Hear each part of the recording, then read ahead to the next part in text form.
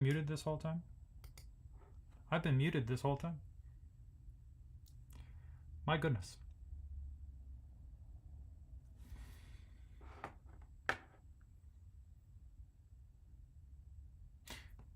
So there are some people watching. Were you able to hear me when I was talking just a moment ago, like for the past few minutes? Was I actually making sound? It looks like my sound was actually off this whole time. So I'm going to find out because I have under no requirements to get anything absolutely correct. Let's find out. I'll just restart. It won't be a big deal.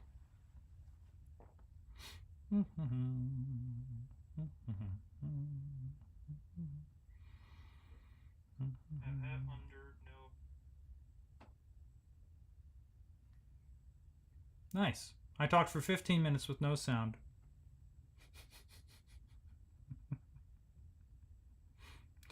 Okay. So I'm just going to restart. Okay. Well, well, well. That's cute. Okay. Great. Means I get to do it again. Okay. Now here's the deal. Do I want to create a new stream completely, or do I want to do this from here? That's a good question. That's what I get for not doing that. Okay. Yay. Okay. So let's do this. I'm just sitting here thinking. Okay. Yeah. Okay. It's only been 15 minutes. So what I'm going to do instead. Okay. Well, we're just going to start over again. I'm going to leave this. I'll edit this out when I'm done.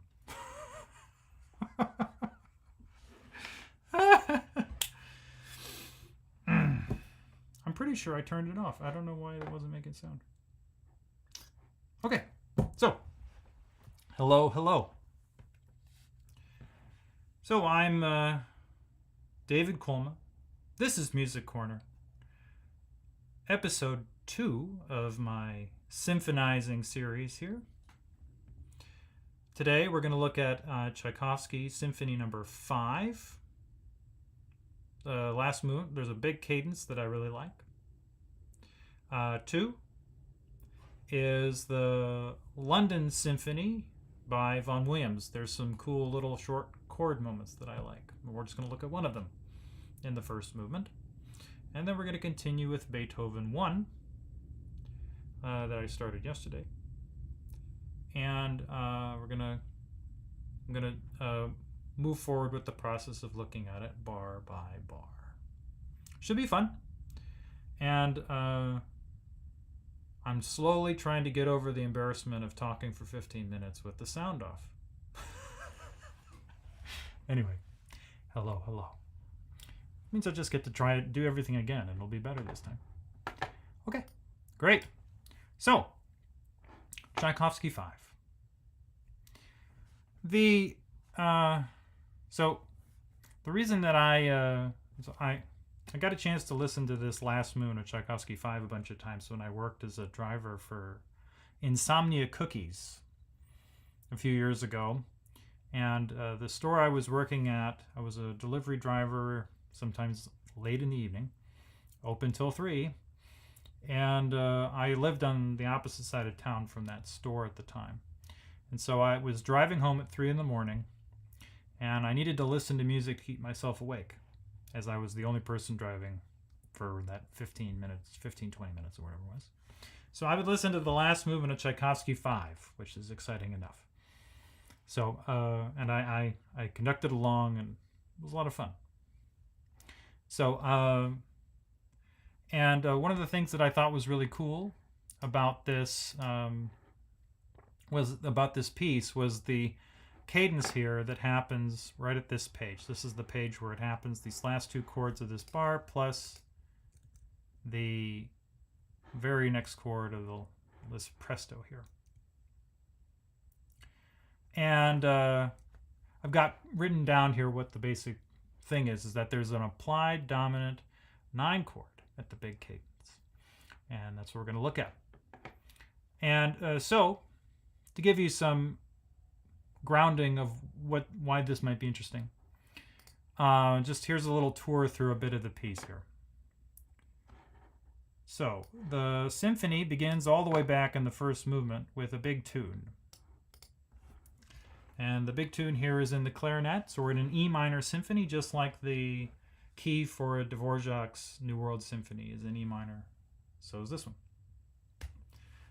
So, the big tune, I'm going to give you some E minor here. So here's the big tune.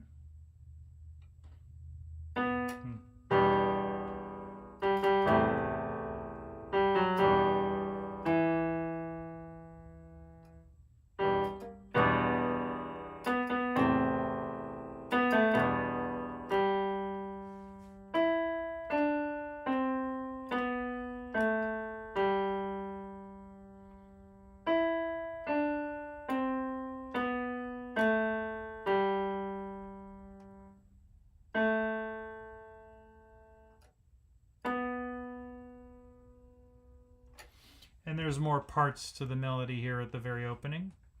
But that's the basic idea. So notice we have a little gesture that starts on the 3rd scale degree. And that arrives on Do, the tonic. And then we do that same gesture again up a 3rd to start on the 5th scale degree. That goes down to the 3rd, so it's the same gesture up a 3rd. And then we go up to the tonic and just step down the scale from Do.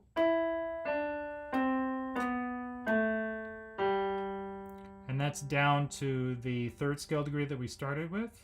And then that repeats. And then we just get individually 2 notes for a...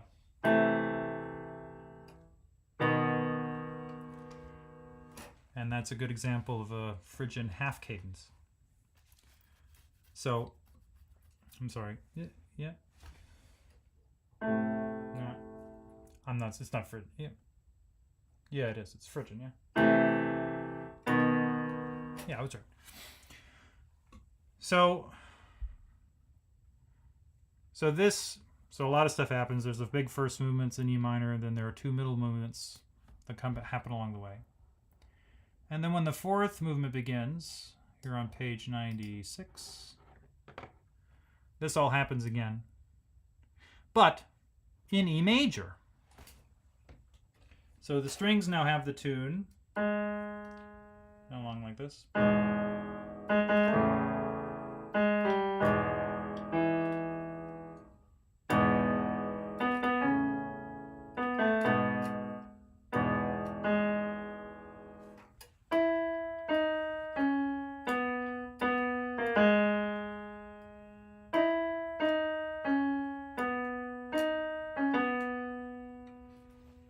So the basic idea is pretty similar.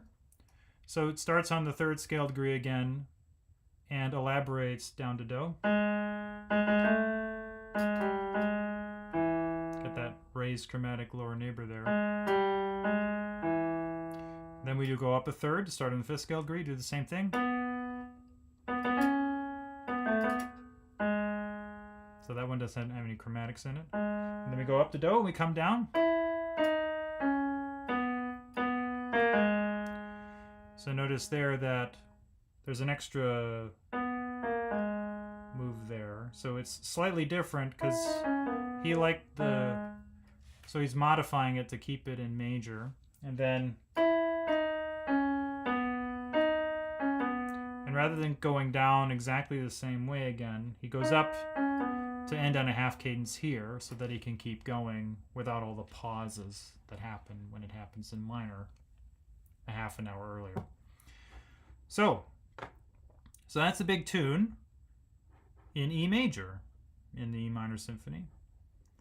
Then we get the big loud stuff.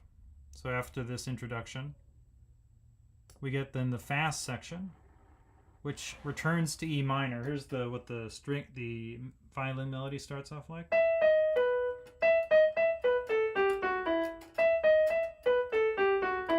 Notice that's very similar to the descending scale we've seen before. Right? And then after all of that stuff happens, once we wind our way through the majority of the last movement, that was 96. Let me see if I can find it. So there's a big half cadence, lots of B major chords and a big long timpani roll that's really loud. And then we get this section. So the woodwinds play that kind of gesture while everybody plays chords.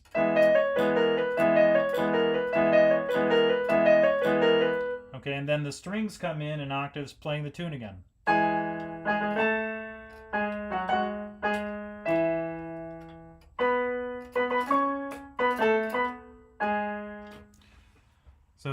So the sort of the very long coda begins with a return to the opening tune of the very movement and the very symphony, again in major, like the beginning of the fourth movement. So through this section, it gets super powered more and more.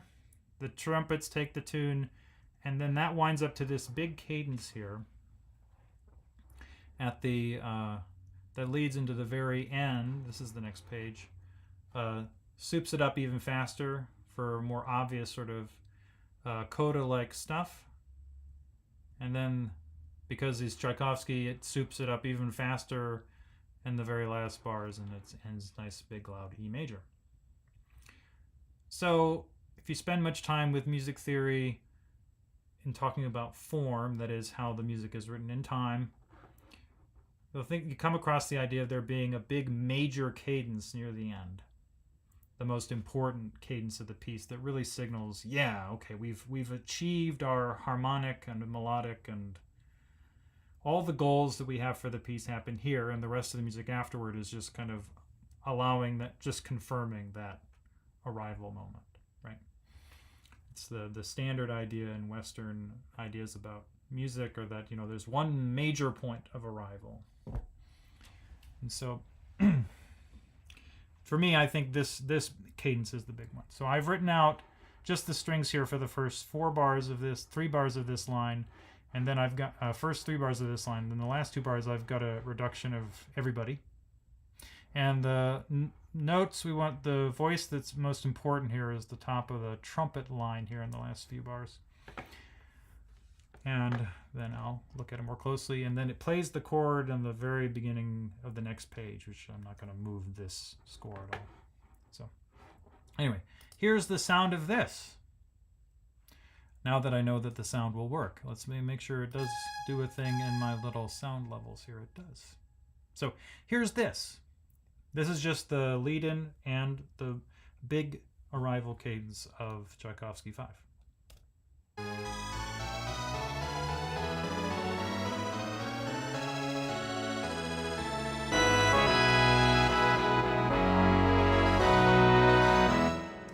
Okay, I'm going to play that one more time. We're just going to go back to when I have everybody, the last 3 bars of it.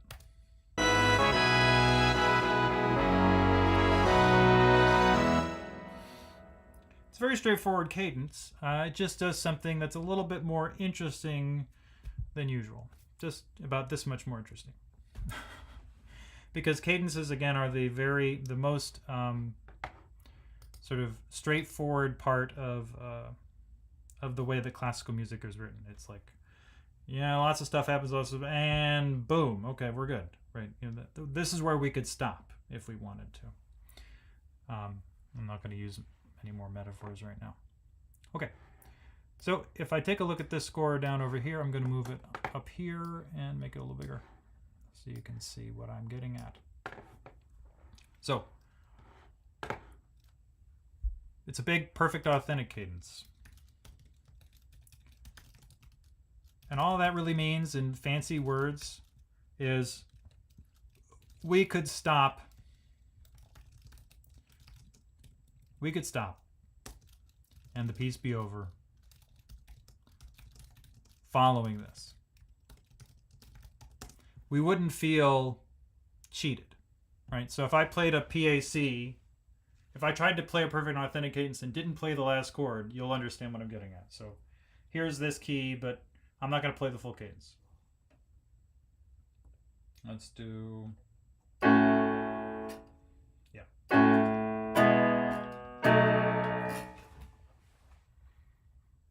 And so if you listen to that, you should be sitting here expecting me to play another chord, which should sound like this. And we're good. I don't need there to be more music, but the other one I did need there to be music. Because apparently there's a story, I don't know whether it's true or not, that Mozart's father, in order to get his little boy Mozart out of bed, Wolfgang out of bed, would play a dominant seventh chord on the keyboard to get Mozart to come down and play the resolution. So it was that powerful of a sound, if you like. So the arrival should be an E major chord to show it's a perfect authentic cadence. We're expecting 1, in this case, E major. And if I look, what I've got is E and E and E and E and E. Is that enough E's for you? And then in the brass, they've got E and G sharp and B and E. That's an E major chord. And then the woodwinds also play E, G sharp, B, and E. Yeah? So we got E major. Check. Okay.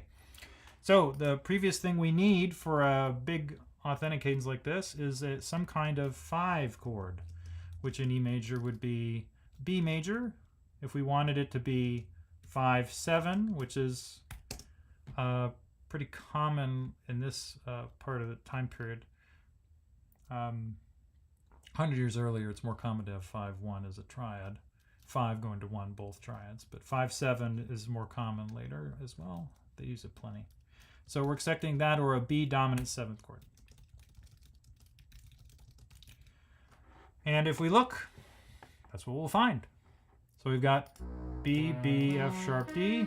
I'm going to skip over the strings for now. The upper strings arpeggiating. B, B, F sharp. Here's our A. B, D sharp, F sharp, B. And then the woodwinds are B, F sharp, D, F sharp, and B. So the A is only in the brass. So, and if you just want to confirm, this whole arpeggiating thing is all B's, F sharps, and B, D sharps, and F sharps. So B major. Yep. So that should sound like a 5/1. Should sound something like this. I'm sorry, that's cool, but not right.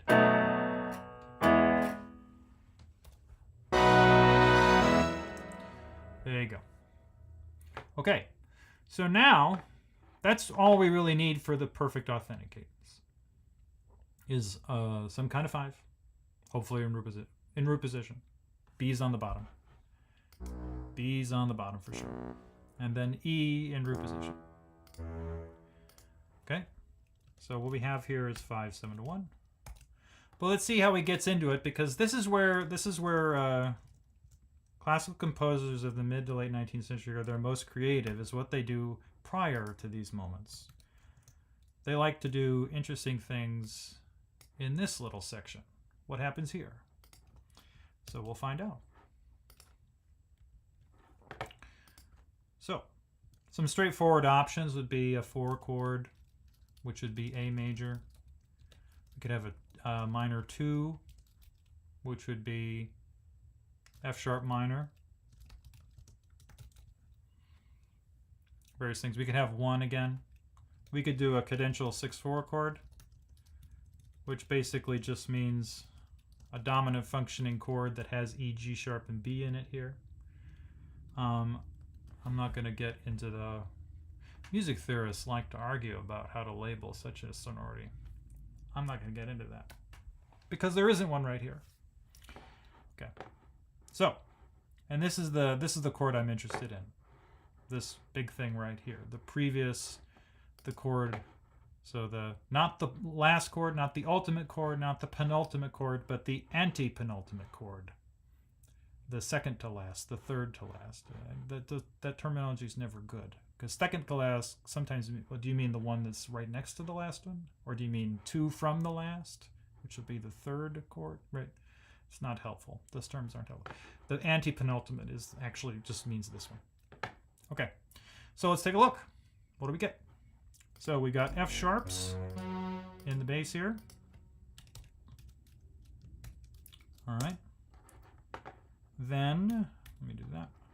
Okay, I'm going to skip over this for now. F sharp, A sharp, and C sharp. So we got A sharp and C sharp too. And then we got E and G sharp. Yeah. And then F sharp, E, and G sharp. So, now notice here I'm not dealing with a 3-note chord like the E major chord, which would be E, G sharp, B. And I'm not dealing with a 4-note chord like the B dominant 7th chord, which is B, D sharp, F sharp, and A. So 3 notes. This is E major. 4 notes. This is B7. We're dealing with a 5-note chord. And this is what's called an F sharp dominant 9, right? So it's an F sharp dominant 7th chord. F sharp, A sharp, C sharp, and E. And then we're using the major 9. For any of you who are familiar with jazz theory, there are 2 options here.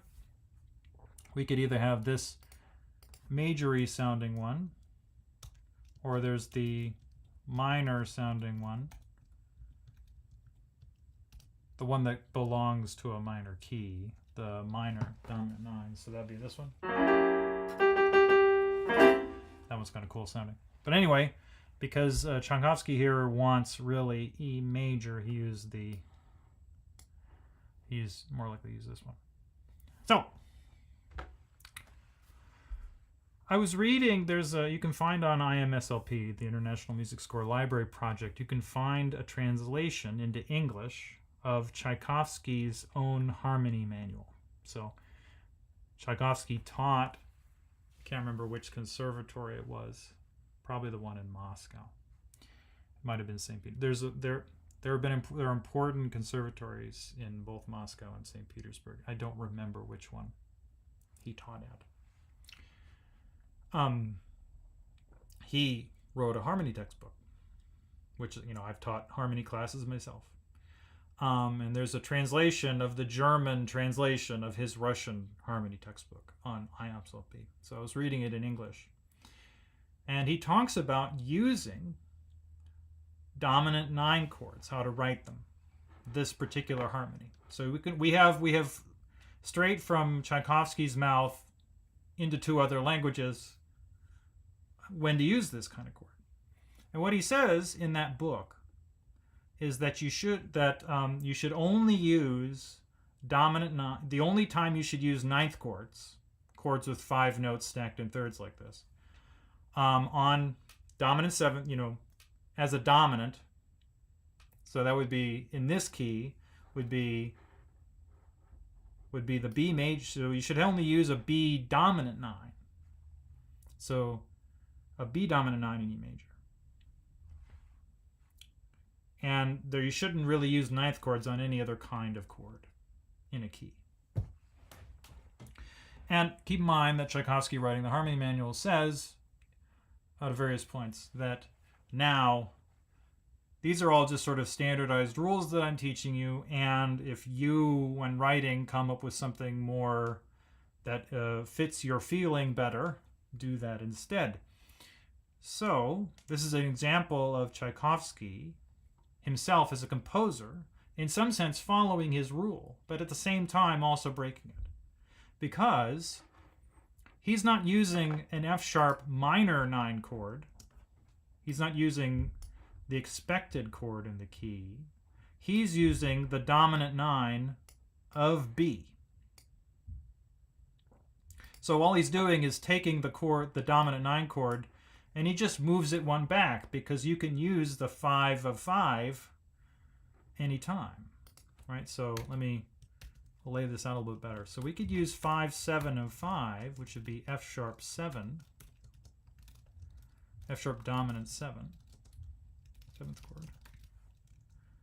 And so Tchaikovsky is taking that chord, five of 5. Okay, that's why. There it is. And he's just adding a note. So he's giving us this 5, 9 of 5. So if I put this underneath the actual pitches here, what we've got here is 5, 9 of 5. Let's make it big. Let's make it even bigger. Actually, let's just zoom in on the music. All right, that'll do it. So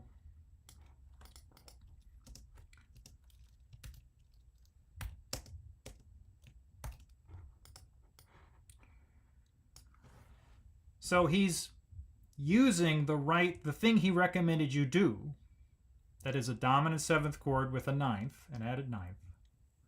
And he's using it the way, but he's doing it as an applied chord, the secondary dominant, the one right before the place you should use it. So he says to use it here, but he uses it here instead, and it sounds really great.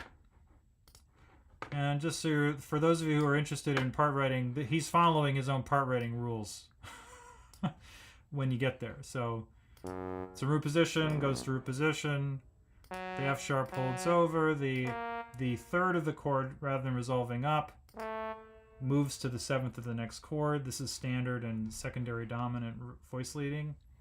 The 5th of the chord moves down to the root. The 7th of this chord, the E, moves down a step, and the 9th also fulfills its role. Actually, melodically, he has them leap up to the root of the next chord, which kind of sounds cool. So he plays a little bit with it melodically. So there you go. There is Tchaikovsky using a really cool sounding chord. Because in the rest, these are not the dominant 9th chords are really, they have, Beethoven uses them sometimes. He actually uses them in lots of really characteristic places. But there are not 9th chords all over the place. And Tchaikovsky doesn't use 9th chords all over the place. This isn't 20th century jazz music, or it's not Debussy or Ravel or something, where you're going to have 9th chords all over the place, or what am I thinking? Or like when you're dealing with polytonality, where you have 2 different harmonies at the same time, which sometimes you can reduce down to 9ths or 11ths or 13ths. So it sounds special here because it's so, that doesn't really happen anywhere else in this piece. You know who else likes them? Dominant 9th chords? Mendelssohn, of all, surprisingly enough. But again, he only uses them in very specific circumstances. So listen to this again.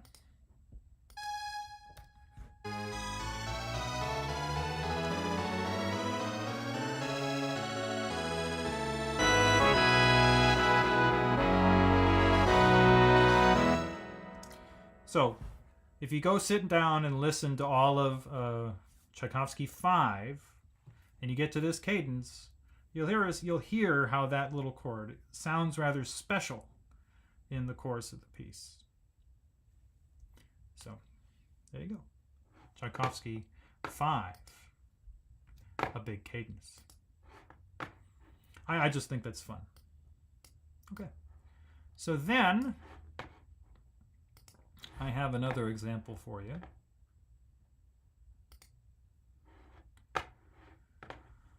All right, so let's put it in the right place. Okay, so luckily, I live in the United States, and Vaughan Williams, he lived a pretty long time, most of the early 20th century, and his music is not under copyright here. It is in Europe, but this is in the public domain in the United States where I live, so I can show it to you.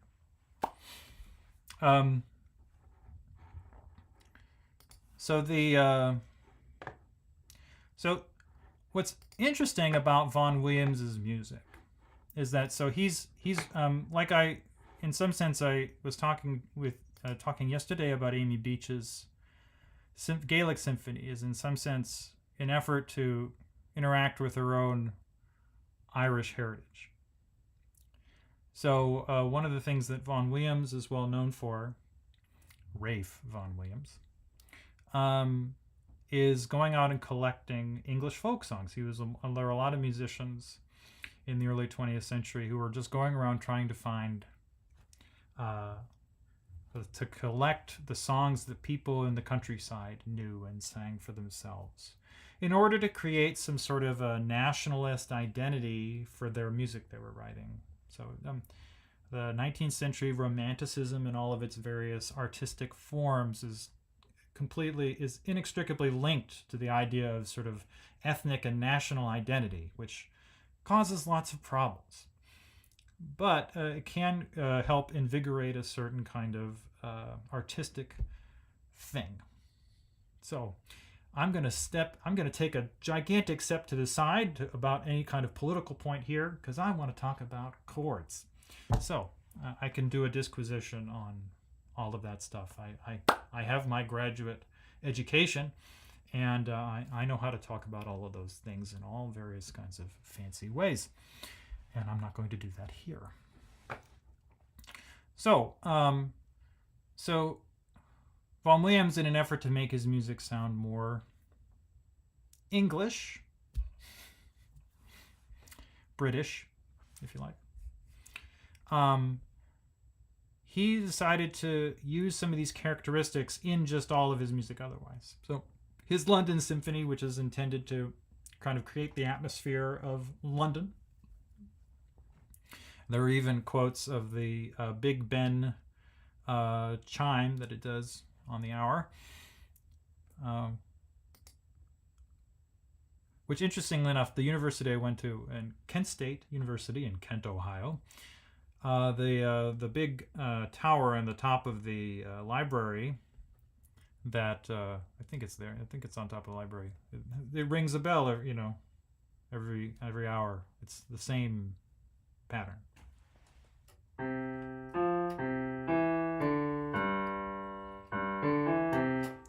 And so on. So, but in an effort to Vaughan Williams went to France and studied with Maurice Ravel to learn something. So there's it's interesting that there's something characteristic about the way Ravel composed that's in Vaughan Williams. But and so he's using the techniques that we're familiar with from Impressionism, but in a different context, in an effort to sound more English, right? So so it's important here is that Vaughan Williams is kind of basing his much more elaborate chromatic language on a pentatonic bass. So if you don't remember what a pentatonic means, it just means a 5-note scale. And an example is this one. I'm going to repeat the C. It sounds like this. Which is very characteristic of folk songs in lots of places. It's around the world. So a lot of the folk songs that Vaughan Williams might have been collecting, there are a lot of people that moved from Scotch-Irish people and English Scotch-Irish people from the British Isles came to the United States and populated this area as settlers. And so a lot of the folk music that's come out of the Appalachians is related to all of that music there. So United States people are also Americans are also used to this particular kind of sound world here of pentatonics. And so you'll find it everywhere.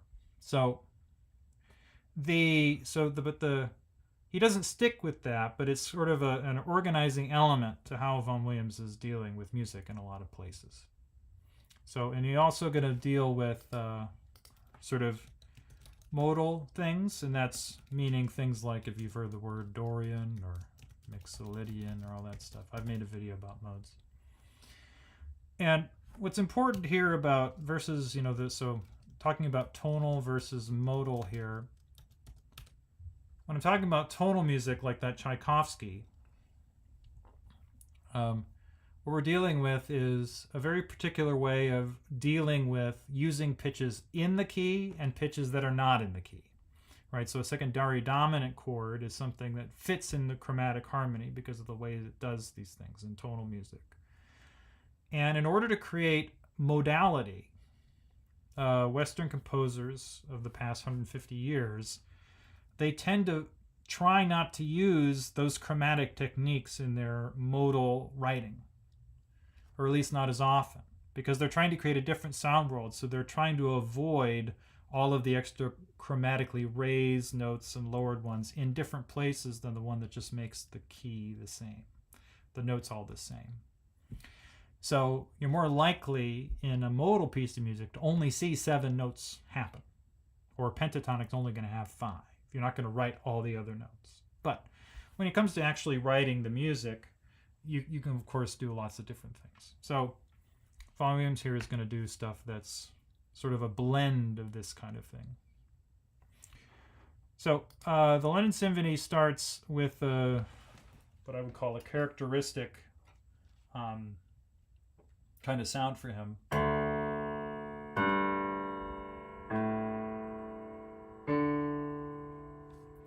And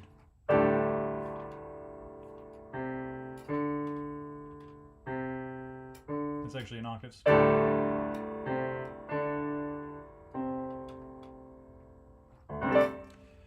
So here, the notes that are happening are D, G, A, C, and D. And notice here that that's only 4 notes. But if you outline you can outline a pentatonic in lots of different ways. It turns out the important note here is G. That'll come up later. So this has a kind of a dominant pedal feel to it.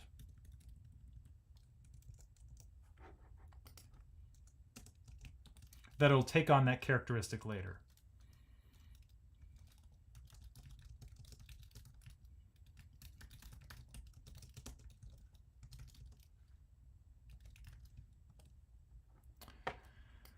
So if I rearrange the pitches that way, I get G, G, A. I'm going to write the notes that are next to each other.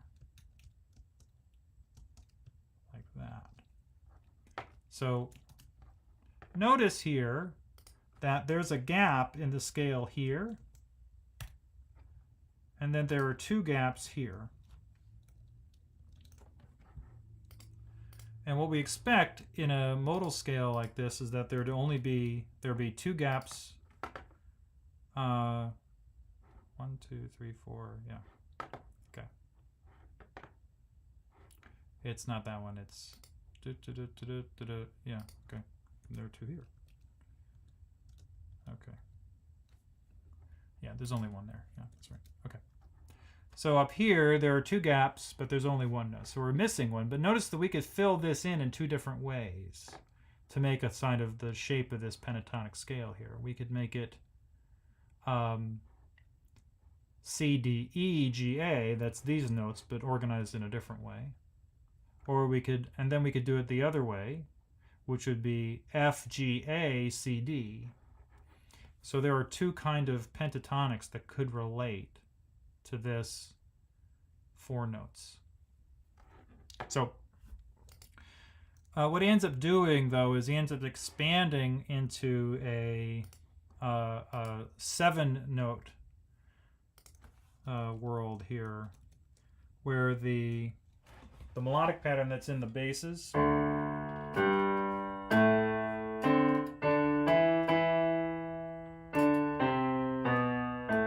so that changes, but it's this end gesture is important at the beginning. So the note he adds is an E.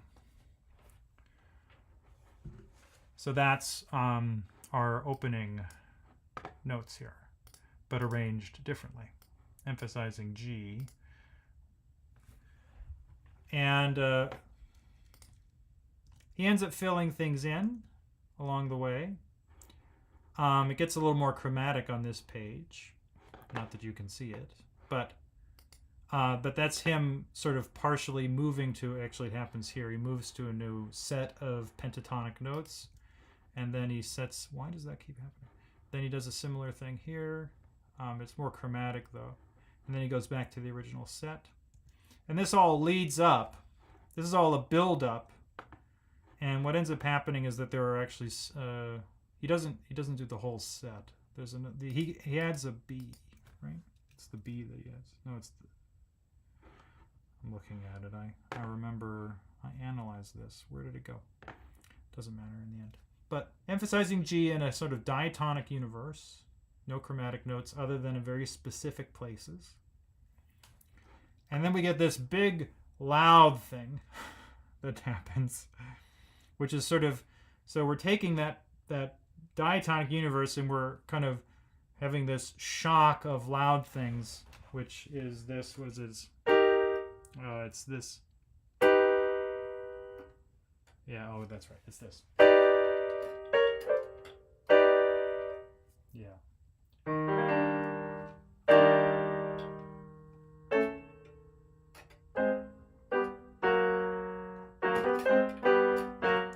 That's right. Okay. So what's cool is that in this moment, he inserts a really interesting chromatic chord that you would never get anywhere close to pentatonic life. And so it's this, the juxtaposition of this musical universe with the other one that sort of is part of the basis for this London Symphony. You know, sort of modern life in London, right? It's the pastoral element of the Englishness and this very modern, you know, modern contraptions kind of life. So, so after doing this, he winds up to some more like more melodic-y features. And after a bit, he ends up with this 3-chord kind of tattoo, you know, this motto that happens a few times in the symphony. It happens twice each time. It happens 3 times. So I've written out the first time here. So there's this lead up here into this chord, and these 3 chords sound like this.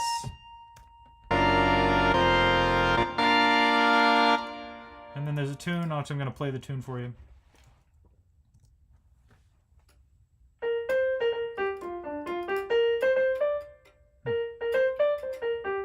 Here's that again. This is a B flat, right? B flat.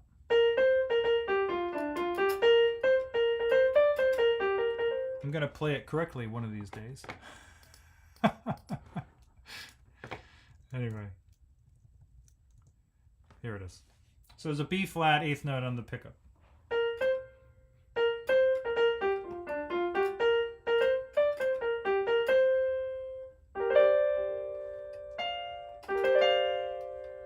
So what's interesting is that little tune there, which I can write out over here,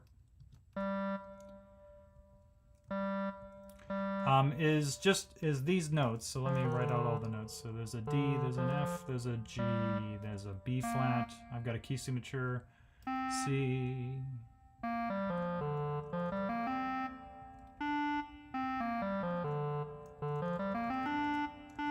So notice that that's a pentatonic pattern. So we got 1, 2, 3 on B flat. That would be the major one on B flat.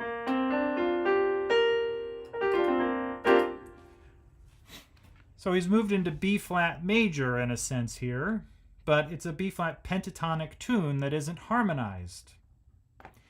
But the little tattoo, these 3 harmonies, is harmonized using those 3 melodic pitches. Three melodic pitches from this music. These 3, the B flat, the D, the B flat, the C, the D, and then there's an F too, right? So B flat, C, D, F. That's the little motto that happens in the top voices. So what's interesting here is how he manages to harmonize this pentatonic melodic idea in a way that gives you the idea that B flat is the tonic, but doesn't make you think that this is completely a tonal universe like Tchaikovsky or Dvorak or Amy Beach. And so I think it's interesting how he does this. So let's take a look. So the arrival chord is the same chord twice. So if I write out the tune, just the pitches in order. So there was a B flat, then a C, then a D, F.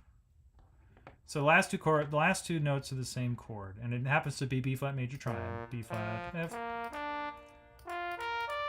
So it's all these B flat Fs and things. So I'm going to zoom in on this.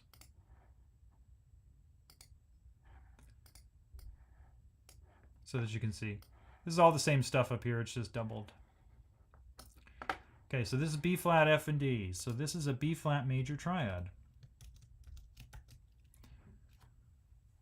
Again, you can do that in our, so remember, I'm going to type out the melodic pitches again. So B flat, C, D,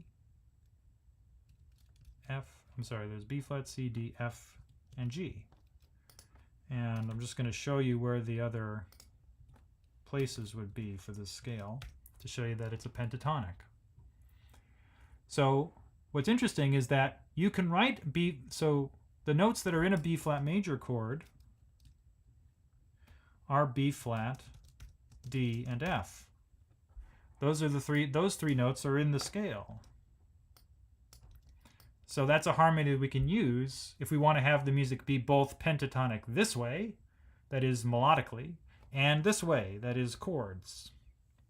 So if we want the harmony and the melody both be pentatonic in some sense, we can use a B flat major chord in this kind of universe. Now, the previous chord, he wants to write the equivalent of an F chord, which would be 5. So that's 1 here, and we want a 5. But notice what notes we have. The notes for a 5 chord in normal life, in tonal music, would be F, A, C, and E flat if we wanted it to be 5/7. Notice which notes we actually have, though. We have F, and we have C. And that's it. We don't have E flat, and we don't have A. So what does he do instead? Let's take a look. He goes F, F, B flat, C, F, B flat, and C. So he goes to a pentatonic triad, 3-note chord, which in this case is something that jazz musicians would like to call, would probably call sus in some kind of sense. So what we have here instead is what I'll call, just for, these are numbers, will be scale degrees, but for the normal 7 number. So this is scale degrees 1, 4, and 5 put together as a replacement for 1, 3, and I'm sorry. Let's light it out in the key. So yeah, okay. So no, hold on. Let me rephrase this. So if 1 here is the root of the chord, so we've got a root, a 4th, and a 5th instead of the root, the 3rd, and the 5th. That is of a triad. It sounds like this.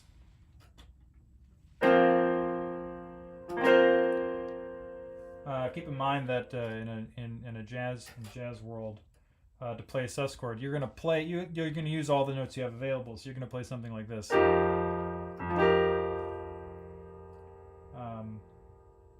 Which I can add another note if I want. Which is actually like an E flat triad notes above an F. So it's like a different kind of way of thinking of that because you're dealing with the 7th, the 11th, and 13th on top of the root. So anyway, so Vaughan Williams is not working in that universe. He's working in the, like, I've got these notes and I only want these notes, please. So instead of having, so I don't have a good way of notating this particular 5 chord, but it works like a 5 chord in that the F's go to B flat in the bass, the C moves up to D, you know, like, and, you know, with the B flats hold over because, you know, what else are you going to do? You know, so just those chords, here are the last 3 chords to that F pentatonic harmony and B flat. Works for me. Like, you don't need the A to make it happen. So then the question is, what's he do on the B flat in the melody? Because, I mean, in this world. So the easiest thing to do is what he does the second time. That is on the next page, which I didn't type out. Can I go? Can I go? What is happening? All right. Should be on the next page. Okay, nope. It's the pages after that. Okay. Can I go down? Uh-huh. No, it should be like right there. Okay, yeah, there it is. This one. Yeah, I was on the right page. I was on the, it's literally after the tune. This time he does a B flat major triad. So what I'm going to do is I'm going to copy this over. And we're going to listen to this with what he actually does here.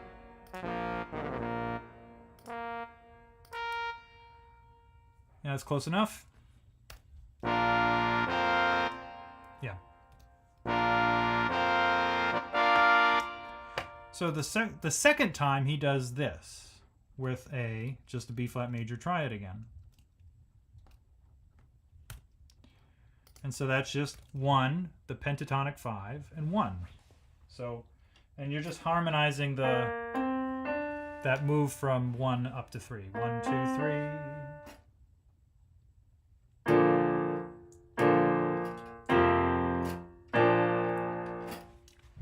It's really lovely. I like it. It's pretty simple. But the first time, Vaughan Williams is actually doing something way more complicated. It's only got one extra different note in it, but you know it makes it completely different. So you notice here there's G flats. So that whole chromatic thing that happened a while ago, the harmony that happened there, I didn't want you to do that. The harmony thing that took place there, so I'm going to type this a little lower here. So that big arrival moment, so as I told you before, it was all sort of G-centered, pentatonic, Mixolydian, something like that, with some other things. And the big chord that's, you know, it's got a cymbal clash and it sounds crazy. It sounds like this. So there's that pentatonic G.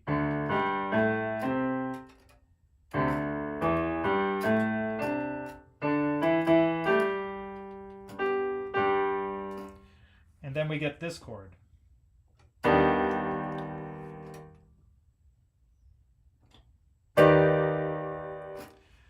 And that there is E flat, G, B, and D.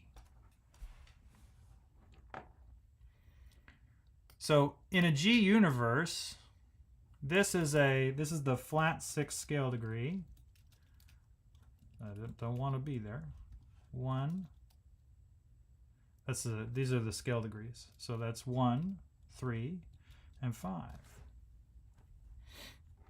And so this is like a crazy chromatic 6 chord, because instead of regular 6, the E natural, we get E flat. And so this is an augmented triad with a dominant 7th, with a minor 7th on top. So this is an augmented dominant. seventh chord. I don't actually know the name of the various kinds of augmented seventh chords, but we saw something like this with the beach yesterday. So it's like an augmented triad with a dominant seventh. It's the same harmony. But here it's built on the flat sixth scale degree. So guess what? That's the chord he uses here, but for B flat. So if we're going to build flat 6, 1, 3, 5, we're going to get, oh, it's got B, does it have B flat? Oh, is it really not the thing that I thought it was? That's okay. It's a similar concept. And the answer is, yeah, it's got B flats. So it's not exactly this augmented thing. It's just, no, that works. No, my brain is blanking on me. I'm in the right thing. I'm not incorrect.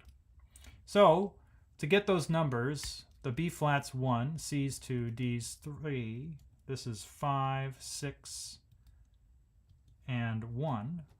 So what we need is 1, 3, 5, flat 6.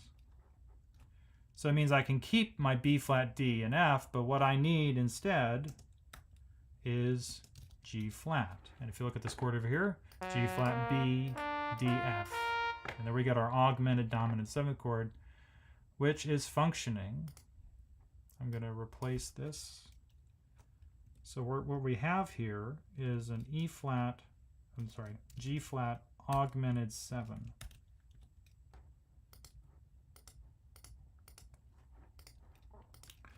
So if I give this a Roman numeral, which I don't really care about, but I'm just going to do it for consistency's sake here. So this is a way to mix pentatonic harmony with more complex chromaticism. You're kind of juxtaposing them together, and it makes for some pretty nice voice leading. So it's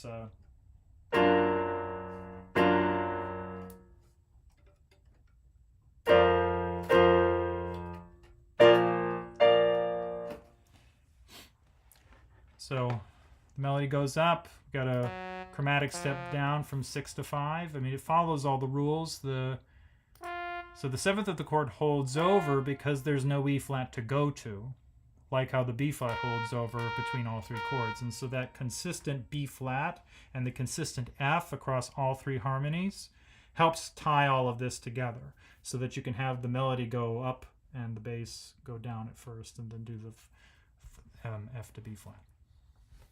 So I think this is cool. So it's a way to mix the more chromatic universe with the pentatonic universe kind of in juxtaposition. It's a way to slide between them, which is basically the point of this symphony in some sense, right? There's the pentatonic universe and then the crash of the more chromatic stuff, and this is a way to slide back in to the pentatonic universe. So, great composition technique. I love this symphony. It's one of my favorites. Okay, so it's 4:12, and so I've done about an hour after my false start of 15 minutes of no music, no sound at all. So I've finally set up a page that I can show you where, so I can have something on the screen and keep the live stream going. I'm going to step away for a minute or so just to go downstairs and get myself a drink of water.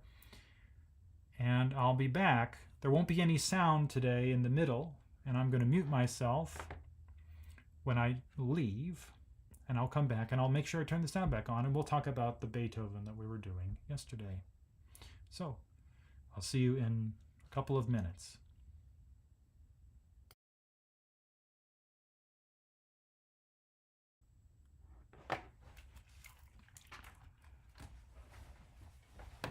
Oh.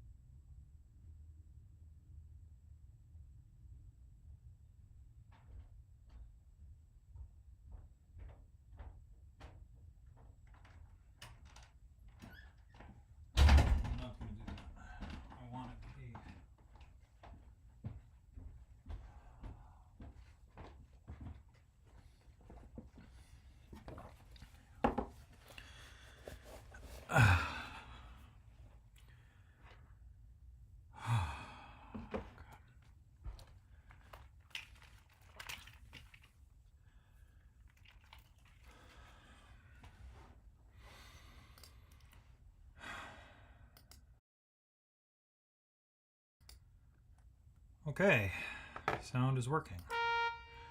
I'm back. So,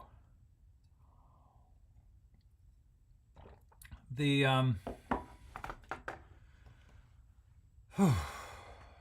moving on to Beethoven. So, yesterday I didn't really get very far, just a couple minutes. I ended up spending a lot of time talking. And it's okay, that was part of the point. So, we just got the first few measures. Alright, I want to zoom out just a tad. Alright, I wanted the whole little bit here. Okay, do I want the score? Yes, I do. Okay. I don't have the score available right now. Okay, let me find it. Looks like I should have done this before I came back. Ha ha ha. Not like anyone's watching. I'm watching. I have my phone on, so I'm the only one watching this at the moment. Great. Okay. So I'm not in a hurry. Okay, I need the Finder window. There it is. Beethoven. Aha. Okay. So we talked about the transposing instruments.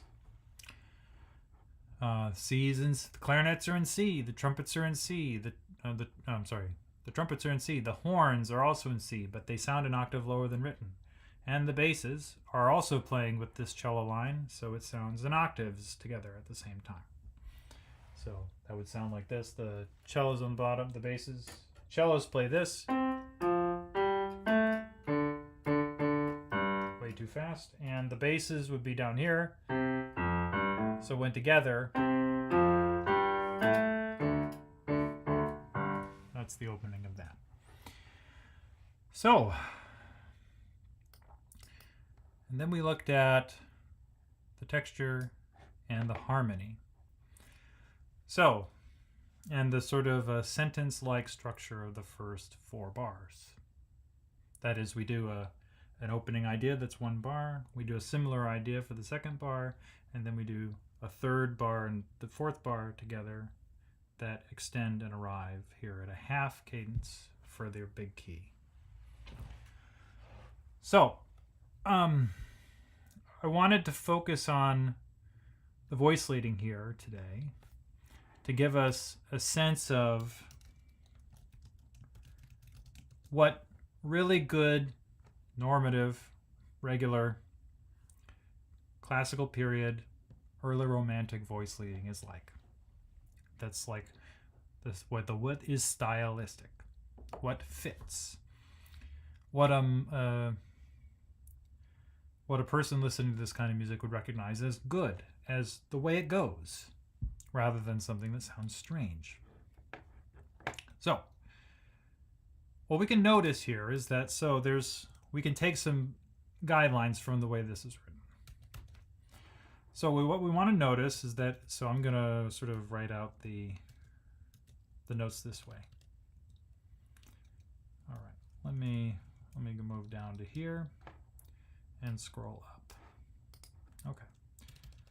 So going from the bottom, I'm going to look at the strings here for my example. All right, no, I figured out how to do this last time. Oh, yeah, it's got to click away from it. Okay, yep. Okay. So zoomed in. And okay, so that's what happens. And let me do this. There's a way to not have it. Okay, thank you. Let's go back this way. Okay. So here's the bass line in each chord. So you got C, F, G, A, D, and G. So, and each of these are pairs of things that are happening here. So going from our 5/7 of 4 to our 4 chord, which is like going in F major. Let's do this. Okay. Excuse me while I learn how to do this. All right, so that's fine. And I want to add C major. Okay, we're gonna, yep. Okay. So this is just telling me what key I'm in. So if this was in F major, this would be the Roman numerals for that. Okay, so here's the bass notes, C and F. That's what we expect. The root of a C, this chord here should be C and F. So we expect the bass, the bottom voice, which in here happen to be basses, should play the roots both times. In this case, Sol, Do in F major, Do, Fa in C major, using movable do solfege. Okay, so the violas are also playing that bass line. So then we have this bottom of the second violin going G to A. And above that, there's an E to F. And then above that, in the violins, we have G down to F, and then B flat down to A, and then we have their E, F up here again. So this is the same thing as here. So just not to confuse matters, I'm going to get rid of this one just so you can see all the various possible voicings. So this is an important note here, the B flat, that's the 7th of the chord. So we expect the 7th to go down by step, which it does, B flat to A. Right? Then we expect the 3rd of the chord, which is here in the melody, to go up by step, which in both of these instances is going to be a half step.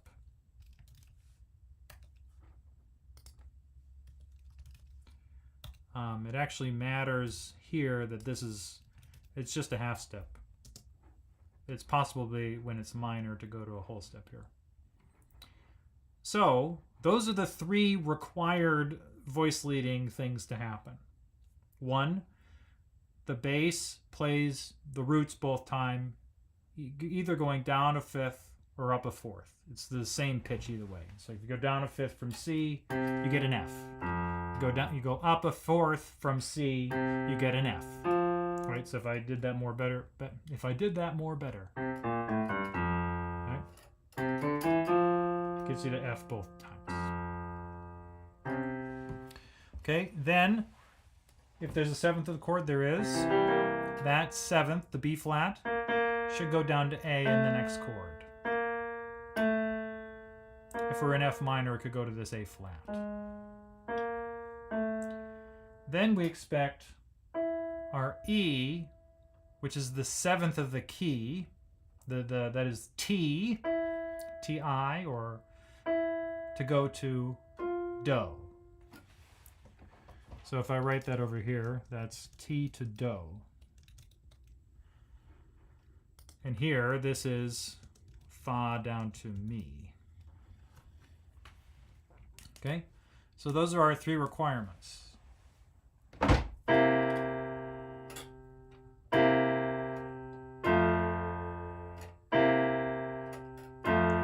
So notice that 3 voice leading is enough to get the idea of a dominant 7th chord going to a major triad.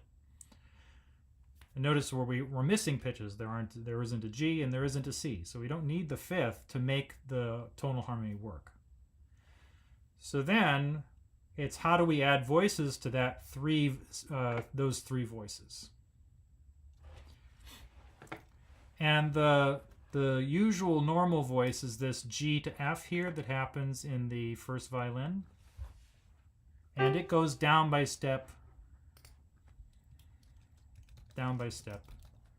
from Re to Do. So if I add that voice in, we get this. And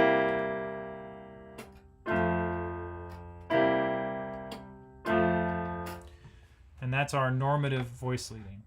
So I should be writing this out in notation so you can see it too. So C down to F. And then up here, I'm going to put E on top. I'm going to write this an octave higher. B flat, G, and then F. Not that C. And then F. Yeah, so this.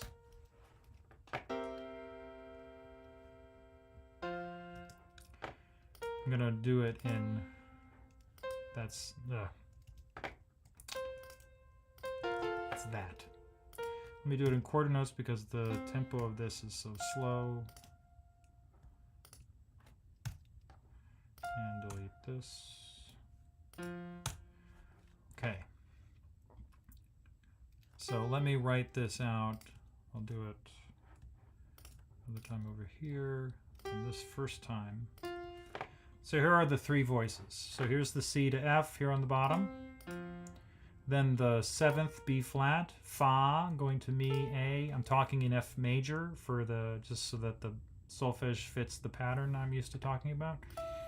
Then E is T going to Do. T to Do.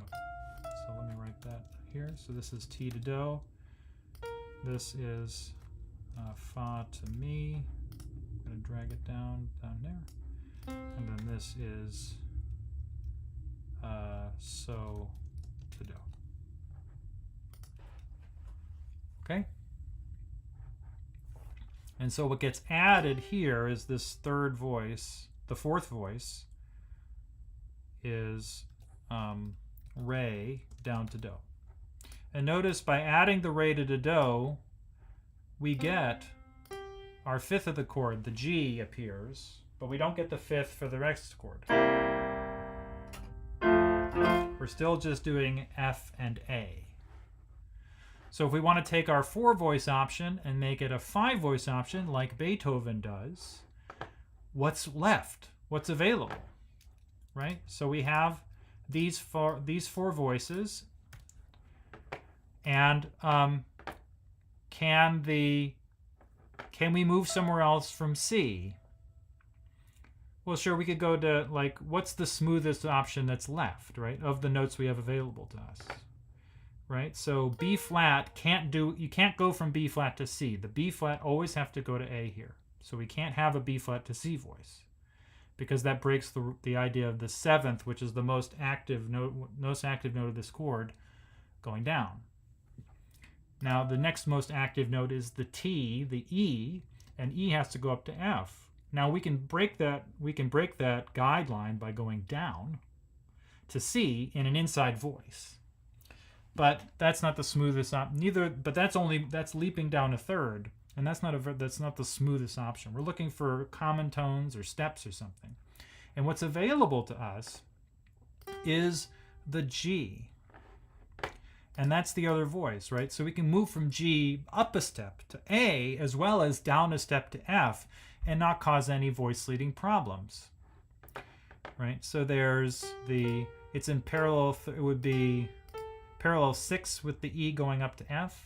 Now, just to show this for those of you who are interested in part rating as a technique, I mean, this is literally how you make music sound okay for this style, is that, so if we did this new voice, there's parallel 6ths, which we're allowed to do. Notice that the parallels that already exist of the G to B flat are parallel thirds. So adding in this extra voice of G to A, let me add 2 stem heads there, note heads. By adding the G going up to A, in addition to we don't cause any other problems here. But it's so we get a 5th voice. But that's not the smoothest option that's left, right? So that's 5 voices. So what's the other voice that's left that it could give us all the notes together? And that would be C, holding over and repeating as C, which sounds like this. Ooh, that's cool. Not what I wanted. And looking up above, we have to find that in the winds, which is the horns holding a tie C. So they're doing that. So notice that this is a 6-voice texture. 6. A 6-voice texture. The ones you would learn in school are 4, sometimes 3. So notice that this 6-voice texture, I'll add in the common tone C. So this is here is re to mi, and then we'll have sol staying sol. And that gives us our 6-voice texture. 1, 2, 3, 4, 5, 6. And just to show you that this is all true, okay, so this is all so to so. This is so to do, so to do. This is re to do, fa to mi, ti to do, fa to mi, ti to do. That's every voice. So all of the voices here are just octave doublings. That is when you have the same voice, the same pitch pattern happening in a different octave. And that's how you get the full texture, is that it's 6 voices at the bottom in basis, then doubled in octaves to get everything to happen. Okay, so that's how you get from this to this. So let me just show you that they sound similar enough.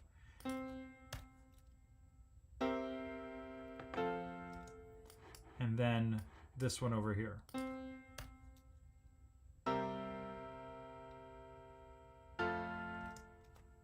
Yeah? So that's how you can expand other things. So there's a 3-voice possibility, there's a 4-voice possibility, there's a 5-voice possibility, and there's a 6-voice possibility. Are these the same? Yeah. Wait, where did I... Oh, okay. Okay, that's why. Okay. So what's the one... Oh, okay. Yeah. Okay, that's why. Okay. It should be that. Yeah. Okay. And then there should be an F here too. Okay, so let me just play all those little options so you can hear them. So here's the with 3 voices. Here's 4. Here's 5. It won't sound any different because I can't play extra notes. And then here's 6. Notice they all sound pretty similar. Okay. So now that I've done that's very, very detailed, here's what happens in the next bar. So the next measure, which we're only going to think of in C major this time, is 5, 7 to 6, which takes us from with G to A. Right, so what I'm going to do here is I'm going to, okay, can I scroll down without having to turn anything blue? Okay, so if we look over here, let's follow the voices in the strings this time. So we have a G going up to A in the cellos and basses and violas. Again, that's the bass. And in this progression, this deceptive progression, we expect the bass to do the roots in both chords. In this case, sol up to la. And that's what we get. Then we get G up to A also in the second violin. You know, that G-A we saw in the first chord, it's happening, that also happens, the one that happened up here, that is happening, it's an octave doubling of this new bass. So it happens again. Happens in the first 2. Then we get F to E in both the first and second violins. Notice again, that's a similar, we already saw that. That's like the opposite of the E to F. So instead of getting T to Do, we get Do down to T. It's in reverse. Okay. Then we get B up to C. So B natural, which makes more sense in C major. And that gives us our T to Do pattern that we saw in the previous chord. Yeah. And then let's see, are there any other voices higher up here? Okay, so notice that just with these three voices, this is enough to give us the information for the chord. So let's play this. Right, so we can do 5, 7 to 6 in a 3-voice voice leading. And we get enough information. Notice we're missing the 5th of the 7th chord, the 5, 7. But we have a complete triad this time because of the F, the G going up to A, and the F going down to E. Okay. So this is the F down to E is the mimicking of our, this way. This is our Fa to Mi, excuse me. That's why I was confused. So this is our 7th going down, and this is our 3rd up voice.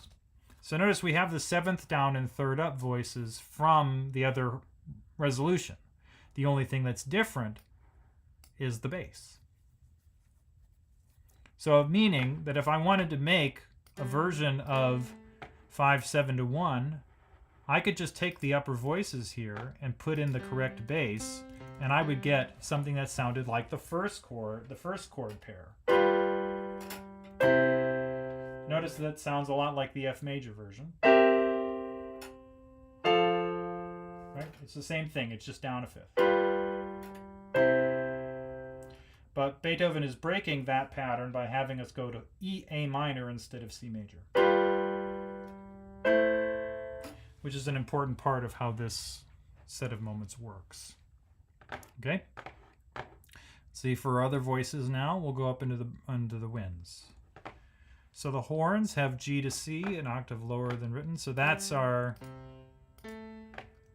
So notice here, so that voice that I just specified of a C to G is happening in this progression too. It's just happening in the middle. So if I move this one down an octave,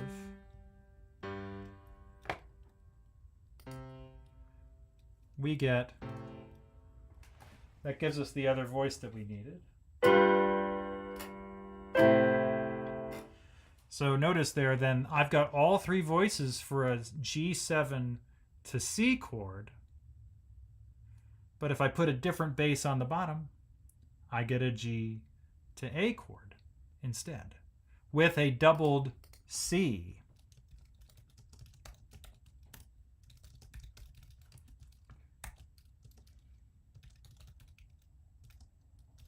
So the 3rd of the chord here is doubled, which is a part of a deceptive progression.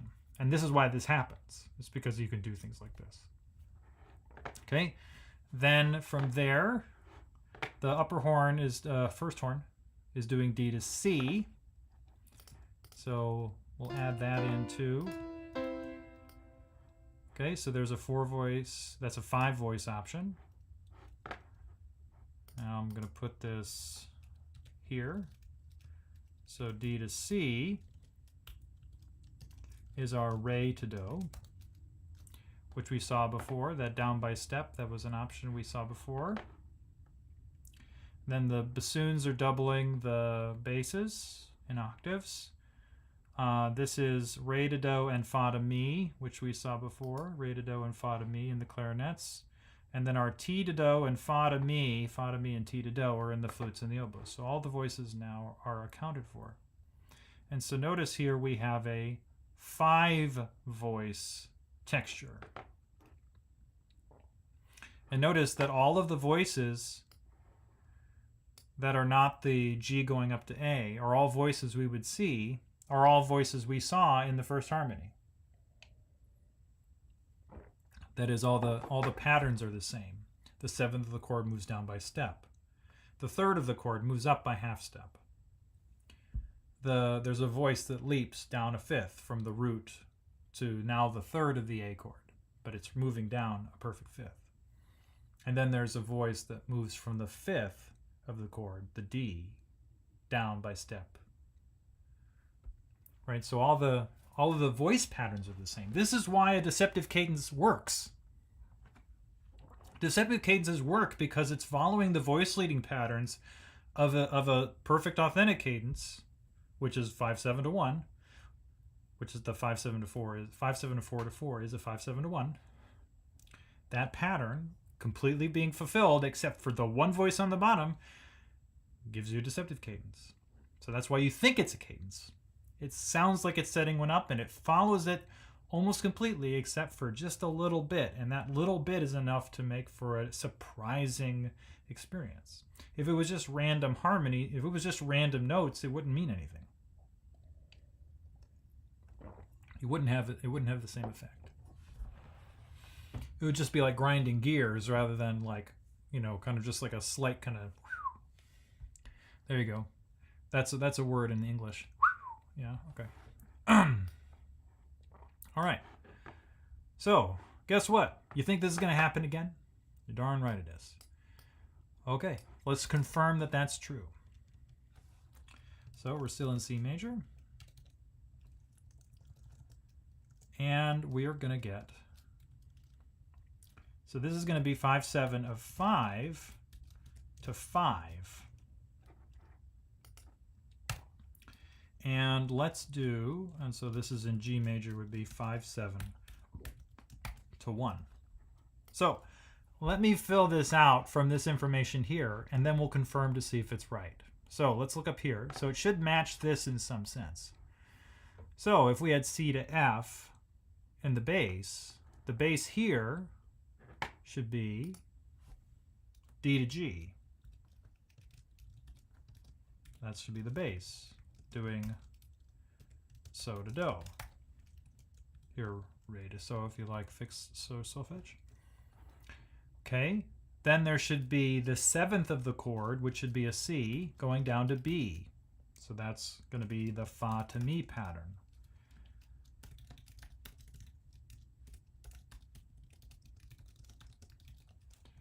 Then there should be a voice going from the third of this chord, which is going to be an F sharp, going up to G, which should be our T do, which is the third going up by half step.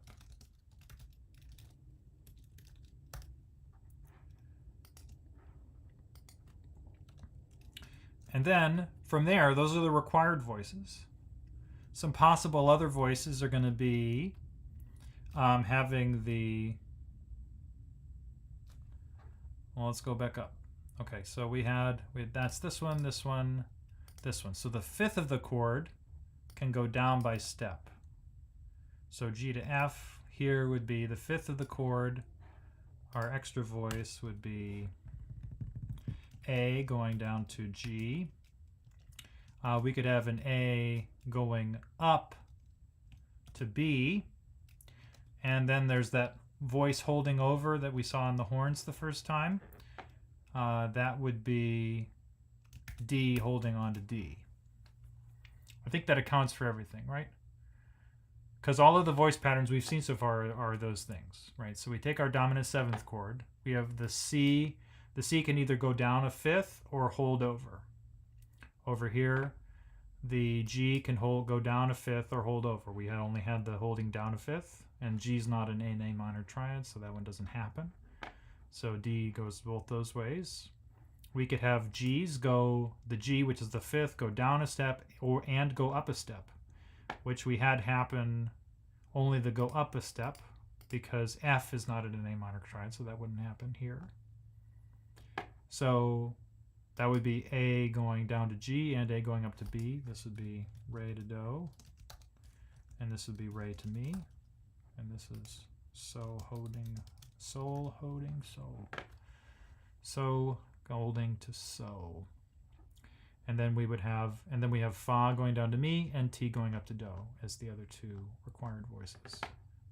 Fa to mi, ti to do. So that would be the 6 voices possible from the first example and the second example. The ones we could do among the ones we've seen. All right, let's see what happens. So going from the bottom, we have D going down to G. So that fits this pattern. So we get this. That's nice. D octave leap up in the violas down to G. And then we have D down to G and D holding D in the second violins. And that happens in the first as well. And it happens in the horns here. So that extra voice of D holding over happens as well. It only happens in an octave higher than this. Okay, so let me redo that. So this D will hold over. There we go. All right. Then the C going down to B. So I'm sorry, I'm highlighting the ones as they happen. Okay. Then we have C going to B, which is one of our required options. That happens in this octave. Okay. And then the top of the first violins brings in the next new voice, which is F sharp up to G, which is our required voice.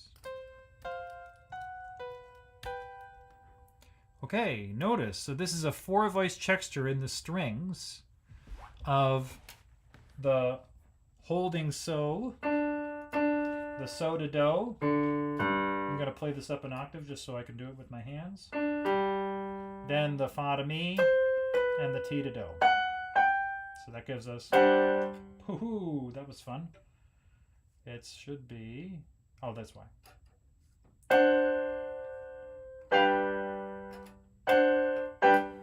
And that gives us the right chord. We've done 4 of the voices. Let's see if any of the other ones happen. So the timpani and the trumpets enter on the G. As I said, the horns do the 2 D voices, D going to G and D holding on D. The bassoons match the bass in octaves. The clarinets play the C to B in the first clarinet, and now we have the A to G happens, the re to do. So that expands us to a 5-voice pattern. And then the oboes play C to B, G, F sharp to G, C to B, and F sharp to G, the top 2 voices. So this one, this A up to B, which was that sort of extra voice, extra 6th voice, one of the options that's not required, doesn't take place. So we end up with, let me just play the example here with this.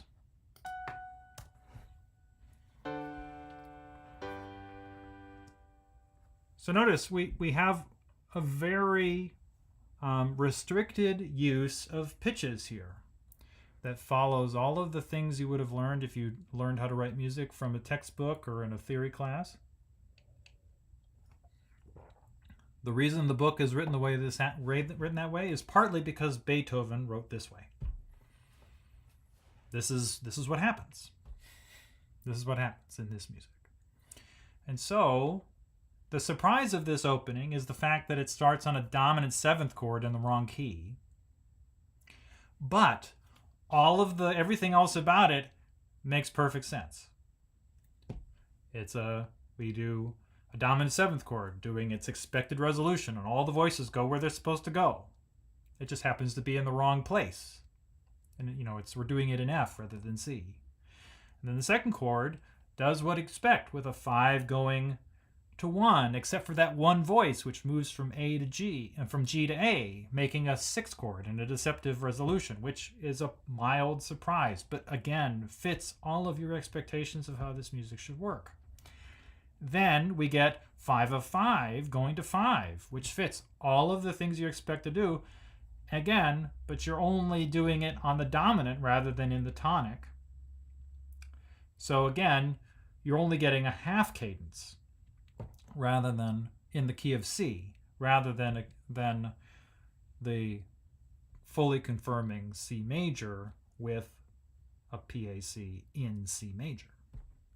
So, I mean, that's some really detailed work I just did down to like the micro level here. But it really shows you that all of that stuff that's in your first year music theory textbook, you know, your Koska harmony book or the Aldwell and Schachter or any kinds of any theory book that teaches you how to part write or to voice lead or any of these things, they're doing it because it literally happens in the first four bars of Beethoven.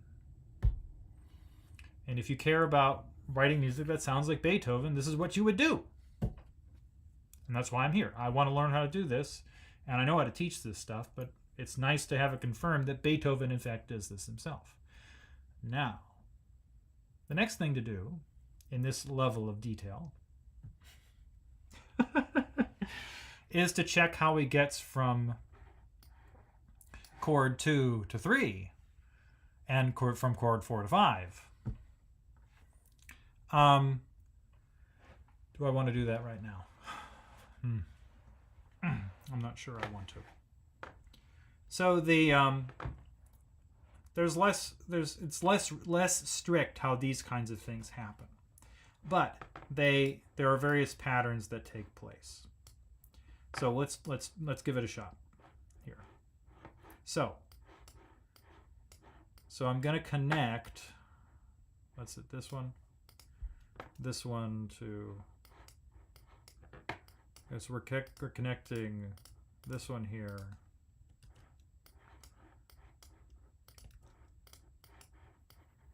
to the GA here. Yeah, no, I want the last one of the GAs. Yeah. Good. That one. And then here. Okay. So I'm probably going to go 15 minutes over because I went 15 minutes late because I didn't actually make sound for the first 15 minutes. So it doesn't matter. No one's here. I'm here. Well, welcome the person who stumbled into this, but who's not watching. That's okay. Welcome.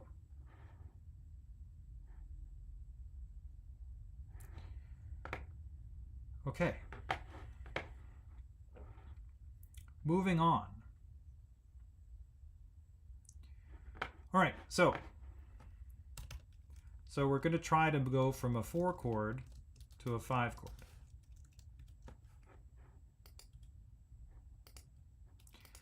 Okay, what should happen here is again, you do the roots. And the thing that's taught in the textbook is that all the other voices move in contrary motion to the bass. That means they all go down. They go down instead of up. Like F is up to G, everybody should go down. Let's see what happens. So we got F to G. Yeah. Okay, so F to G, A to G moves down. That's good. That matches our pattern. Okay.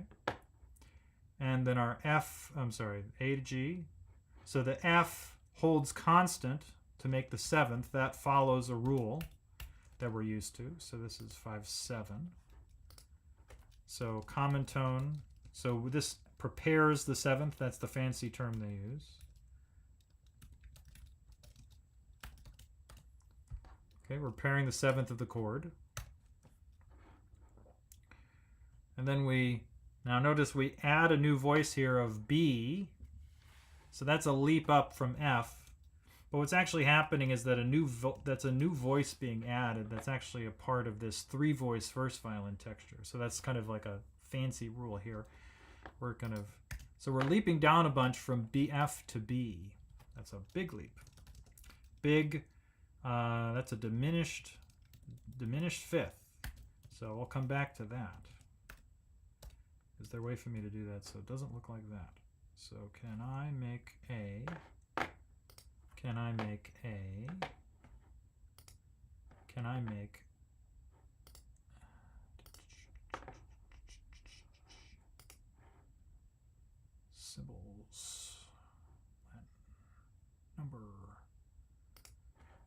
should be able to make a... Okay, well, we're just going to use that. Okay, we'll use a D here. Diminished fifth. So we're going to revisit that one. But then we get the F going to G here, but it's really this F going there. And so so interestingly enough, there isn't good voice leading here, meaning that that's not the focus of what's happening.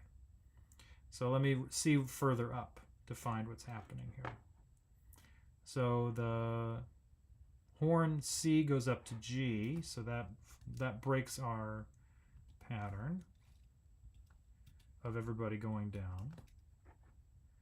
And the other voice goes C up to D. Yeah. So F to G, that happens. We got an F that leaps down to D. We've got an A that leaps down to F.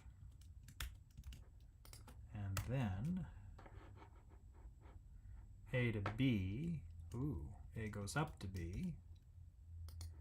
And then F stays on F, which we saw. A leaps down to F, which we've seen. And then F leaps down to B. Okay. So notice there's a lot more going on here. So what follows what we expect? This is expected. This is expected. This is expected. That works. So does this. And that's how everybody else went up. So a lot of the voicing works out. So what we should be getting, so if the 4-part voicing, what we expect is, so if I had, okay, I had a C here, and an F and an A. The F was on top. So this was our... So what we expect is the C to go down to B, the F to stay F, yeah, for that. And then the A would go down to G. That would get us from our triad to 7th chord. So all voices moving down by step is a thing for both triads. So making a 7th chord breaks the pattern some. But so that takes care of all this. So if I want to have all 5, the F going down to D is the other common voice. So we can do that. So that all works. That fits the pattern. That's a 5 voicing option. So that's all 5. And so the melodic choice here of moving from F down to B, I'm going to put all these other voices down here. Down there and that here.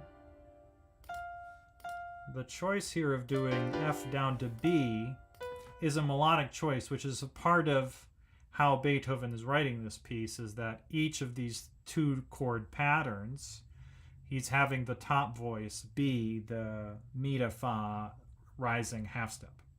E to F, B to C, F sharp to G.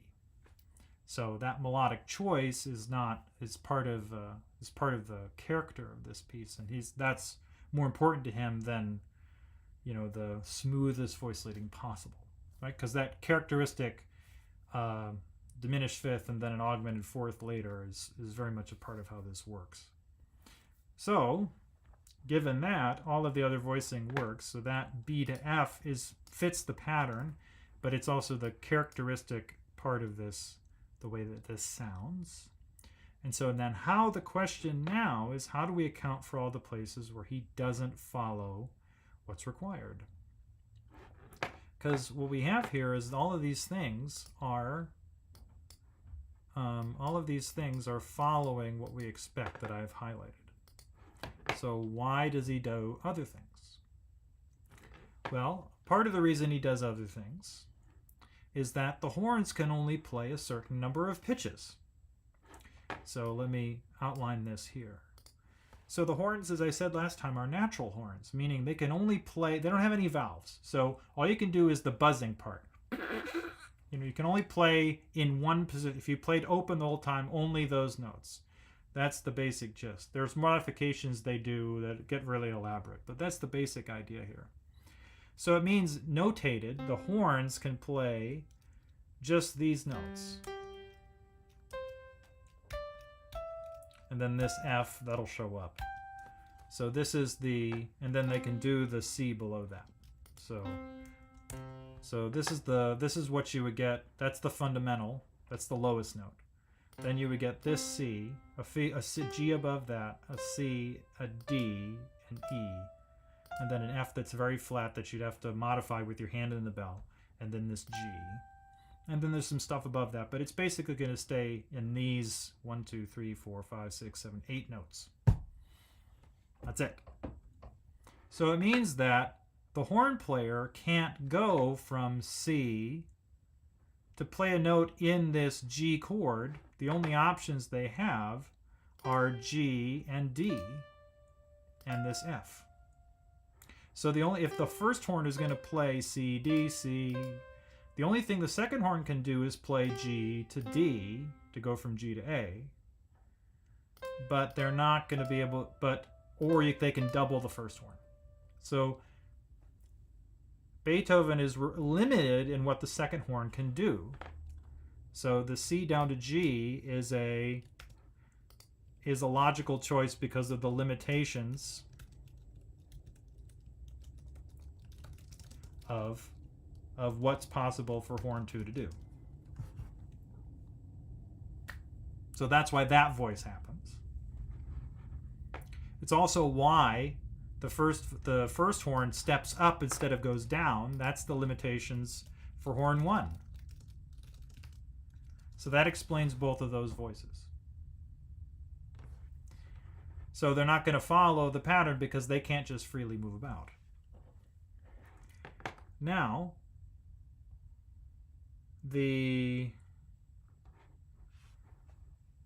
so the flutes match the pattern, F going down to A going down to F, and the F going to B. Now the oboes don't, meaning the F holds, that's fine, but this second oboe ascends from A to B, which is one of the things that doesn't follow all the voices moving in contrary motion to the bass. But the reason this can happen is because, well, it doesn't create any voice leading problems, to be frank. Let's see here. So the parallels would be if there was there is a parallel fifth. The horn does this parallel fifth with the bass. That's really fun. I like that. That would be a thing that if I was, if I was grading some homework, I wouldn't let someone do this. But that's because of the horns. So I'm gonna write the parallel fifths here. Ooh. So that's fun. And the fun thing we'll call this thing here is this is called no, that's fine. It's a fifth going to an octave in contrary motion. It's fine. Okay, so the A doesn't cause any problems because that's just parallel thirds, technically. But it's a little bit harder because it got more voices here. Because how many voices are there? 1, 2, 3, 4, 5, 6, 7, 8, 9. There are 9 voices here in this, moving from the F to the B chord here, from the F to the G7. So, but the reason Beethoven does this is he wants both. The pattern here with the oboes and flutes is in the first chord, the flutes and the oboes play the third and the fifth resolving. And then they play the third and the fifth, the third and the seventh resolving, and the third and the seventh resolving, the third and the seventh resolving, and here the third and the seventh are reversed resolving. So that's why Beethoven is doing this. He wanted to have both the oboes playing these things, and if you keep the oboes below the flutes, if the flutes jump down, then the oboes have less room to maneuver. And you would just have to have the second oboe do the same thing down here. By the way, oboes are loud at the bottom, so it's not necessarily helpful. It's less of an issue with those old Viennese oboes that they would have been using, but anyway, it's easier to have the clarinets leap down. But notice that the clarinets are doing the same voicing pattern as they did before, which is why they leap down a third to get to this. They're literally following the exact same pattern. So Beethoven cares more about the pattern matching than he does about the voice leading between the 4 chord and the 5/7, which is why there are so many different options.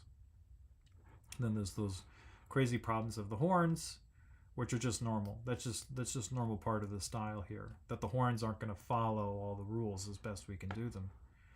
So the violin is also doing the melody here, so that's why this F happens here. And since you're going to do 3, and since you're doing a 3 voice, across 3 strings thing happening, if you want E to F to B to C, you're limited in what you can do, right? So the G's an open string here in the open G bottom string of the violin, and so moving up by step to A is the only thing that's available really. And then if you're going to have the F and the E also happens, so you're getting the E to B flat. That you do all 3 of them. Those are the only 3 voices you can do in this area of the instrument. I mean, I guess you could do the D, but going D to E here would create parallel fifths very obviously. So the only way to do good voice leading for this particular set of chord pairs is those 3 lines in both violins, which is why both sets of violins play the same thing. So, and that explains the voice leading here of the F appearing out of nowhere, the B appearing out of nowhere in this leap up, which happens here too, in the first violin between the A minor chord going to the D7 chord, which again, that's even freer in some senses than this one would be. So that's the kind of logic here of this voice leading, is that Beethoven cares about other things more importantly than all of this other stuff, which is why what happens.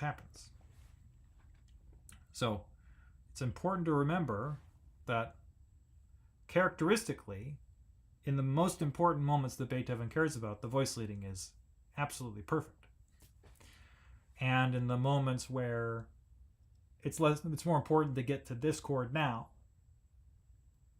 it's freer. But only in certain places. All of the characteristic things that need to take place take place. The basses do both roots.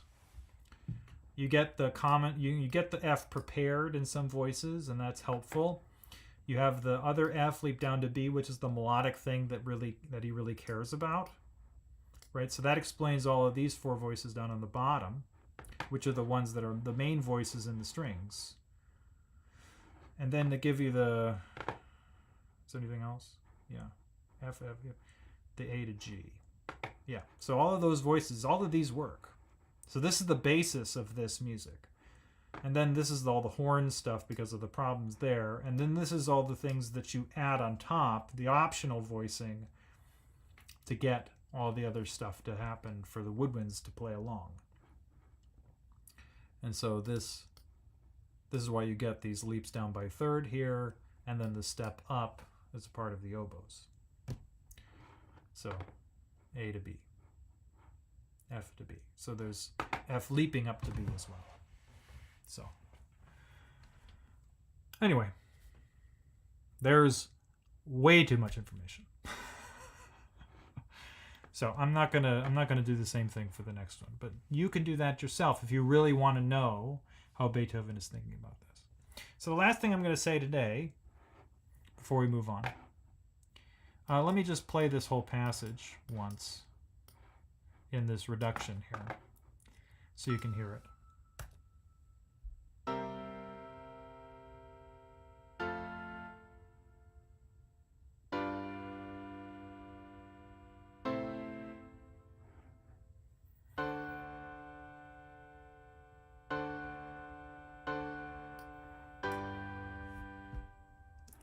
And we'll actually hear the rest of it next time. So, last thing I want to mention is the harmonic rhythm of this little section. So the reason I'm going through this so minutely is because, well, we're here to do minute stuff. But more importantly, I'm setting up a ground for when I go further that I can say, oh yeah, we've talked about this already. Or I've already said some of this stuff before, and I'm learning how to say these things. So I'll be able to say it more quickly, more succinctly, more clearly. So, the harmonic rhythm. What are we talking about? We're talking about the how often the chords change. That's what that means. So, in the very first two measures, we get a new chord every half note length, right? We have got a half note chord. It resolves to an eighth note, and then an eighth rest, and then a quarter rest. Or if you're in the strings, there's just a quarter note plus a quarter rest. So, and then the third chord happens, and it's a half note long. So because the amount of time between when each chord starts is the same, we say the harmonic rhythm is remaining constant. It stays the same. Right? That's measures 1 and 2. Then in measure 3, there's a new chord every whole note. Right? So we have the D chord, the D7 chord lasts for 4 beats. Everybody plays a half note, and then they play a quarter note of the same chord, and one they play a quarter note of the same chord. It's this thing here.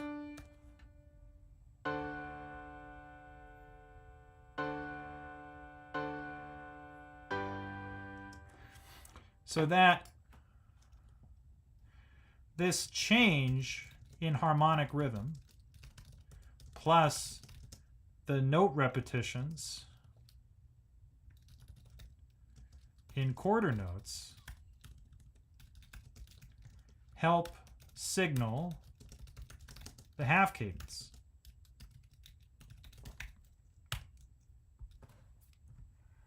So, important rhythmic concept here related to harmony is that when you're going to push to a cadence, when you want the music to pause for a moment, you want to arrive at a specific moment, two things you can do. You can change the rate at which the chords change. You can speed up the harmony, or you can slow it down. That is, you can go half note, quarter, quarter, quarter. You know, that you can speed up at the cadence and then arrive. Or you can do the opposite, which is quarter, quarter, half, half, and then arrive. And both of those things signal that something's happening. The change in rhythm makes the music more, allows you to signal that you're going to do something important. You're making the music push or drag. You're changing the feel of the music. So this allows you, so what Beethoven here is combining both ideas together, the speeding up and the slowing down. The harmonic rhythm slows, but the rhythm doubles. It speeds up, right? So we go from half, half, half, half, half, quarter, quarter, half. You know, quarter, quarter, boom. Yeah, it's really a half note sort of thing. So that allows him to mean that when the G chord happens, that's the important moment. So by doing the slowing harmonic rhythm plus the quarter notes, faster actual rhythm allows him to signal the arrival here. So both slower harmonic rhythm and faster actual rhythm. So if I wrote out the harmonic rhythm here, it would be half, half. Let's do it on C. We'll do the bass notes. So C, C, C, F, G. Wow, I'm having some trouble today. G, A, then D, G. And then if I do the actual rhythm in the melodic pitches here,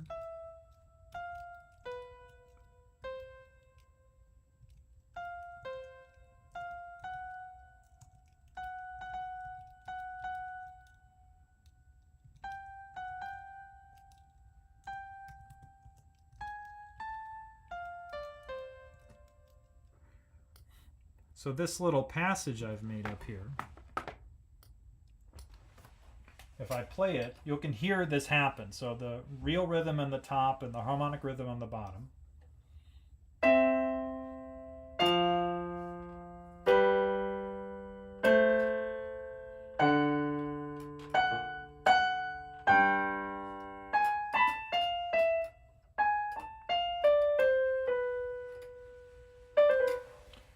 So notice, even with just the outer voices, the melody and the bass, that all of the harmonic relationships still happen, and all of the rhythmic relationships still happen without all of the interesting orchestration, without all of the rests, the pizzicato, and the dynamics. So that's sort of like the foundation that this drive to a cadence in measure 4, how it happens. You set up a consistent harmonic rhythmic pattern, and then you change it right before you arrive. So there you go. All right, so we'll do some more on Monday. I'm going to take the weekend. So thank you for bearing with me. If you end up actually watching this all the way to the end, I'm grateful for that. Leave some comments. You have questions or comments or corrections. Also, I'm sorry about the 20 minutes at the beginning where I don't. What's 12 minutes? So I'm not gonna edit the video, but I'll write something in the descriptions like go to this moment to when the sound actually kicks in. Okay. Have a lovely day. I'm David Kulma. This has been Music Corner Symphonizing, Episode 2.